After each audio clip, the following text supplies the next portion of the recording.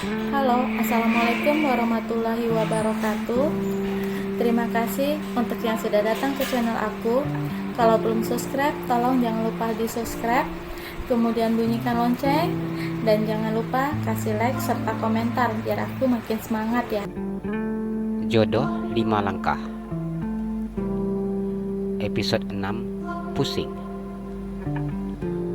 Adek mau naik mobil atau motor? Rangga tersenyum memandang Zainab yang berkeluit manja di lengannya. Pengennya motor bang, tapi nanti pasti pipi suka ngomel. Kau lihat Ain naik motor. Jujur aja, Mimi lebih enak orangnya daripada pipi. Kalau sama Mimi semuanya nyantai aja, tapi kalau sama pipi semuanya jadi ribet. Zainab mengoceh. Rangga tersenyum ketika mendengar ocehan Zainab. Kita naik mobil saja. Rangga mengusap kepala gadis cantik yang memakai baret berlogo Polri milik Rangga. Selama ia menjadi polisi, gadis cantik dan manja itu begitu senang memakai baret miliknya. Iya, jawab Zainab yang kemudian berjalan bersama Rangga menuju ke mobil milik Rangga. Zainab kemudian duduk di kursi yang berada di samping kemudi Rangga. Sabuk pengamannya dipasang dulu, Dek, Rangga berkata ketika ia sudah duduk di kursi kemudinya. Siap, Komandan. Zainab tersenyum dan menuruti perintah Rangga. Adek, abang yang pintar. Rangga tersenyum memandang Zainab. Ain lebih senang kalau berangkat ke sekolah abang Rangga yang nganterin. Kalau berangkat sama abang Idan dan juga Al, itu suka buru-buru. Mereka suka nggak sabaran. Zainab memajukan bibir bawahnya. Ya nggak apa, besok ke sekolahnya berangkat sama abang aja. Rangga tersenyum. Dengan cepat Zainab menganggukkan kepalanya. Nanti pulang sekolahnya abang jemput, tanya Rangga. Iya dong, masa pergi diantar pulang gak dijemput? Emangnya Ain ini jalangkung? Zainab tersenyum memandang wajah tampan pria yang duduk di sampingnya. Wajah abang angkatnya tampak semakin ganteng dan juga gagah dengan memakai seragam berwarna coklat. Rangga tertawa ketika mendengar jawaban Zainab. Ya sudah, nanti abang jemput pulangnya, biar ada yang gak jadi jalangkung. Rangga tertawa. Nanti kalau Ain sudah pulang, Ain bakalan telepon abang. Mana tahu abang lupa jemput Ain. Zainab tersenyum lebar. Mana mungkin abang lupa jemput adik abang yang cantik ini. Rangga menarik hidung Zainab. Zainab tersenyum malu saat mendengar pujian abang angkatnya. Sepanjang perjalanan menuju ke sekolah Zainab, Rangga tidak ada henti-hentinya tertawa saat mendengar Zainab bercerita. Mobil yang dikemudikan Rangga berhenti depan parkiran sekolah Zainab. Abang, Ain sekolah dulu.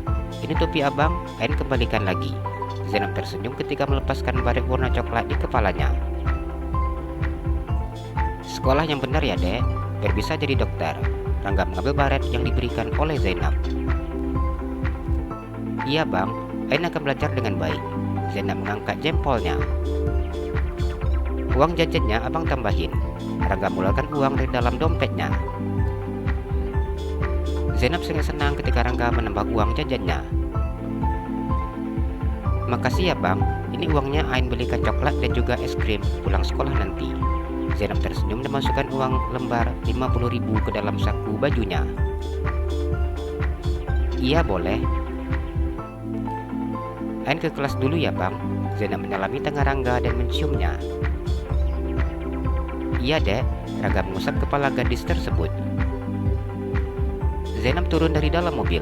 Ia melambaikan tangannya ke arah Rangga. Rangga dengan sengaja mengeluarkan kepalanya dari dalam kaca mobil dan melambaikan tangannya ke arah Zainab. Setelah Zainab menjauh, Rangga barulah duduk dengan benar dan pergi meninggalkan sekolah. Pagi-pagi Dava sudah datang ke rumah Safira. Pria bertubuh tinggi dan tegap itu turun dari dalam mobilnya. Meskipun Safira sudah melarangnya untuk tidak dijemput, namun Dava tetap melakukannya. Assalamualaikum, sapa Dava yang berdiri di ambang pintu. Waalaikumsalam. Safira tersenyum saat melihat Dava yang ternyata sudah datang. Apa Fira sudah siap? Dava memandang Safira yang saat ini sedang duduk di sofa dengan memegang pena, laptop, dan beberapa kertas yang berisi berkas penting yang sedang dipelajarinya. Safira tersenyum dan menganggukkan kepalanya. Safira memasukkan barang-barangnya ke dalam tas. "Apa sudah siap semua?" tanya Dava. "Belum." Safira beranjak dari duduknya. "Langsung berangkat ya?" Safira berjalan ke pintu. "Boleh, nanti aku akan bantu untuk melengkapi bukti." Dava tersenyum. Dava sebenarnya nggak perlu repot-repot antar jemput Vira selalu. Pipi juga sudah siapkan pengawal pribadi untuk Vira. Safira merasa begitu sangat tidak enak hati terhadap Dava. Selama ini, pria yang menjadi sahabatnya itu selalu menjaga dan melindunginya seperti ini.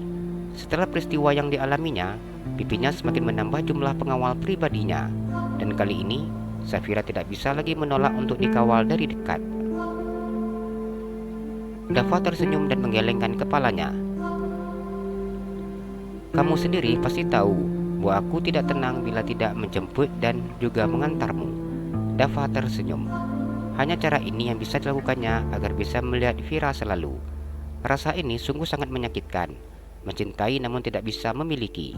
Dirinya hanya bisa merasakan cinta ini sendiri. Namun bagi Dava, bisa melihat Vira tertawa dan tersenyum saja sudah membuat hidupnya bahagia. Tapi Vira beneran gak enak. Safira berjalan bersama dengan Dava menuju ke mobil milik Safira yang saat ini terparkir di halaman rumah mewah milik Safira. "Nyantai aja kenapa, Fir?" Dava tersenyum kecil.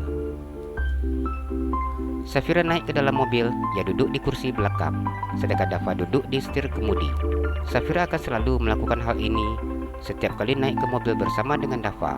Meskipun mereka sudah sangat dekat layaknya saudara angkat, namun Safira selalu menjaga jarak dengan Dava. "Kenapa?" Dava duduk di kursi kemudinya memandang Safira lewat kaca spion di atas kepalanya.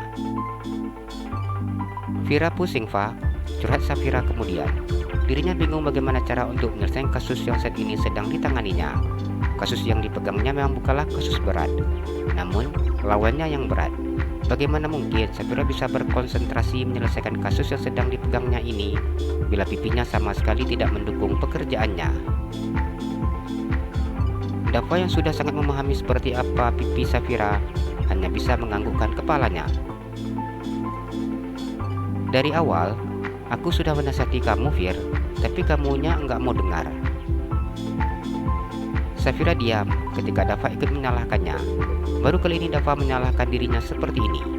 Biasanya pria itu akan selalu mendukungnya dan memberikan semangat untuknya. "Kenapa Dava tidak membela Vira?" Safira memandang Dava. "Kamu bisa lihat sendiri, Fir, seperti apa risikonya bila kamu mengambil kasus ini." Dava begitu sangat mencemaskan Safira. Ia takut bila Safira akan diserang lagi. Vira yakin Vira bisa kok mengatasi ini. Kenapa tidak ada yang percaya dengan Vira? Safira memandang Dava. "Yang pasti kita harus sangat berhati-hati, Fir. Kita nggak tahu mereka akan melakukan penyerangan di mana." "Entahlah, kalau sampai Vira mengalami penyerangan lagi, habislah Vira nih. Sekarang pipi semakin menambah pengawalnya." Safira frustasi. "Kamu nggak usah panik, Fir. Ada Mimi yang bakal menenangkan pipi."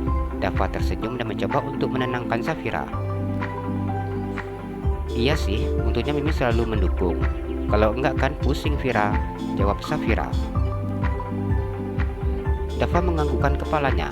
Meskipun dirinya begitu sangat mencemaskan Safira, namun Dava tidak bisa melarang Safira untuk mengambil kasus yang saat ini dipegangnya. Hingga Dava milih secara diam-diam melindungi Safira. Jalan-jalan ke Pekanbaru, jangan lupa beli sepatu. Kalau kamu suka channel aku, please subscribe aku. Terima kasih.